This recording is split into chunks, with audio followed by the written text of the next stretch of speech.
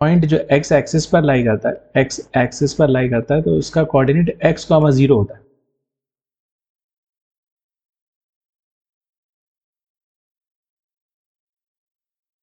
Now 1.3 figure shows Ryan's room with points O, A, B, C marking its corners. तो O ये दिख रहा है आपको, O, A, B और C ये कॉर्नर हैं उस रूम के, और x axis and y axis are marked, x axis और y एक्सिस मार्क किया हुआ है, हॉरिजॉन्टल लाइन x एक्सिस है जिसे हमने देखा था लास्ट वीडियो में, और y axis vertical line. Referring to this figure कुछ आंसर आपको बताने। तो पहला क्वेश्चन उन्होंने क्या पूछा है, if D1R1 represents the door to Ryan's room, how far is the door from the left wall, that is y axis, how far is the door from x axis. तो देखो यहाँ पर जो D1R1, ये D1 की position दिख रही है आपको, यहाँ से लेकर यहाँ तक ये एक डोर है। ओके, तो आपको सबसे पहले पता लगाना है कि ये जो डोर है ये y एक्सिस से, y एक्सिस मतलब ये वर्टिकल लाइन से है ना, जो कि लेफ्ट वॉल है उससे कितनी दूरी पर है। तो हम इसकी जो बिगिनिंग है वो पता करेंगे, ये कितनी दूरी पर है, ये डिस्टेंस कितना है। तो आपको ये डिस्टेंस दिख रहा है कितना है, ये डिस्टेंस क्लियरली 8 यूनिट्स है। तो हम लिख देंगे सबसे पहला answer, how far is the door from the left wall, the door is 8 units from y axis या लेफ्ट वॉल। पहला आंसर इसका हो गया, ठीक है। दूसरा पूछा है how far is the door from x axis. अब ये जो पॉइंट है D1 और ये पॉइंट है जो R1, ये तो खुद ही x एक्सिस पर ही लाई कर रहा है, तो x एक्सिस पर ही लाई कर रहा है, तो x एक्सिस से कितनी दूरी पर होगा, बिल्कुल दूरी पर नहीं होगा, क्योंकि अगर आपसे पूछेंगे कि आपका घर आपके घर से ही कितनी दूरी पर है, आपका घर यहाँ पर है, आपका स्कूल यहाँ पर है, this is your home and this is your school, तो आपसे पूछेंगे कि ये डिस्टेंस कितना है, तो ये डिस्टेंस कुछ है, सपोज x है, लेकिन ये आपका घर है और यही आपका, आपके घर से आपकी डिस्टेंस पूछ रहा है, what is the distance of your home from your home. तो ये डिस्टेंस क्या होगा, ये डिस्टेंस तो कुछ नहीं होगा, 0। तो क्योंकि D1R1 x एक्सिस पर ही लाई कर रहा है, तो D1R1 की दूरी x एक्सिस से कितनी होगी, 0 यूनिट्स होगी।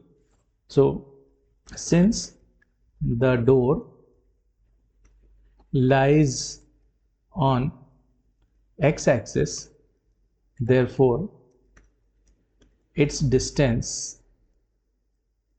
from x axis is 0 units। Number में भी लिख सकते हैं, मैंने स्पेलिंग में लिखा है, कोई दिक्कत नहीं। नेक्स्ट क्वेश्चन है what are the coordinates of D1। D1 के कोऑर्डिनेट्स क्या है, तो D1 के कोऑर्डिनेट्स आप याद करो, मैंने लास्ट वाले लेक्चर में इंट्रोडक्शन में आपको बताया था कि कोई पॉइंट x एक्सिस पर लाई करता है, कोई पॉइंट जो x एक्सिस पर लाई करता है, x एक्सिस पर लाई करता है, तो उसका कोऑर्डिनेट x कॉमा 0 होता है। तो ये जो D1 है ये x एक्सिस पर लाई कर रहा है, तो इसका कोऑर्डिनेट क्या होना चाहिए, इसका कोऑर्डिनेट होना चाहिए 8 कॉमा 0, ठीक है। तो ये तो बड़ा सिंपल क्वेश्चन था। नेक्स्ट क्वेश्चन पे आते हैं हम, if R1 is the point 11 point comma 0, how wide is the door. ये जो R1 दिख रहा है, इसके कोऑर्डिनेट दे रखे हैं 11.5 कॉमा 0, तो आपसे पूछा है कि डोर की विड्थ कितनी है। तो डोर कहाँ से शुरू हो रहा है, D1 से शुरू हो रहा है, R1 पे खत्म हो रहा है, तो D1 का कोऑर्डिनेट क्या है, D1 का कोऑर्डिनेट है, इस तरीके से हम 3 लाइन बनाएंगे कोऑर्डिनेट लिखने के लिए। D1 का कोऑर्डिनेट है 8 कॉमा 0 और R1 का कोऑर्डिनेट है 11.5 कॉमा 0। तो ये डिस्टेंस कितनी होगी, आप उसको कैलकुलेट कर लो। ये डिस्टेंस हम कैलकुलेट कर सकते हैं बहुत आसानी से, क्योंकि ये 11.5 और ये -8, तो 11.5 -8 करेंगे तो आंसर आएगा 3.5 units. So how wide is the door, तो width of the door, width of the door is 11.5 minus 8, that is 3.5 units. Do you think this is a comfortable width of the room door? If a person in a wheelchair wants to enter the room, will he or she be able to do so easily? क्या 3.5 units, क्या 3.5 units जो है वो comfortable होगी किसी के लिए? अगर कोई व्हीलचेयर वाला पर्सन है, व्हीलचेयर पे आ रहा है, तो क्या वो रूम में एंटर हो पाएगा क्या? क्योंकि इसकी विड्थ और इसके बारे में तो हम बात ही नहीं कर रहे कि ये कितना विड्थ होगी, मतलब सिर्फ इसके ओपनिंग के बारे में बता रहे हैं कि ये 3.5 इसका डोर की लेंथ। बाकी चीज़ें हमें नहीं सोचना, हमें ये सोचना है कि क्या एंटर कर पाएगा। तो व्हील चेयर की विड्थ जो होती है जनरली, तो generally the width of the wheel chair is less than 3 units. अब ये यहाँ पर यूनिट हम मान के चल रहे हैं कि फीट के बारे में बात कर रहे हैं, फीट है, ठीक है। तो जो व्हील चेयर होता है वो 3 फीट से तो छोटा ही होता है। तो ये जो विड्थ है, डोर की विड्थ है, ये 3.5, मतलब 3 फीट से ज़्यादा ही। तो इस हिसाब से अगर देखें तो if a person in a wheel chair wants to enter the room, he or she will be easily able to enter it. So person in a wheelchair will be able to enter easily, ठीक है, as the width of the wheelchair is less than 3 feet and the width of the door is 3.5 units, ठीक है। अब पूछा अगला question, देखो, if b1 is 0,1.5, b1 यहाँ दिख रहा है हमको 0,1.5 वाई एक्सिस पे लाई कर रहा है, इसलिए इस फॉर्मेट में। b2 is 0.0,4, represent the ends of bathroom door. तो ये क्या है? बाथरूम का डोर है, b1 b2। Is the bathroom door narrower or wider than the room door?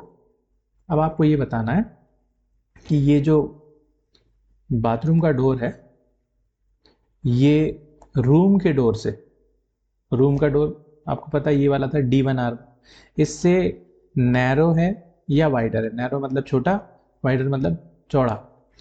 तो देख लेते हैं B1 B2 की विड्थ क्या है। तो विड्थ निकालने के लिए width of the bathroom door, width of the bathroom door कैसे निकालेंगे? 4 माइनस 1.5, 4 माइनस 1.5 होगा 2.5 यूनिट्स, ठीक है। और हम ऑलरेडी निकाल चुके हैं width of the room door. Width of the room door कितना निकला था? पहले ही हम निकाला था ये, width of the door 3.5 units. Width of the room door is 3.5 units. तो आप बताइए कौन सा चौड़ा है, कौन सा ज़्यादा चौड़ा है? वाइडर है, रूम का। तो नैरोअर कौन सा हुआ? बाथरूम का। So therefore bathroom door is narrower than room door, ठीक है। तो ये हो गया।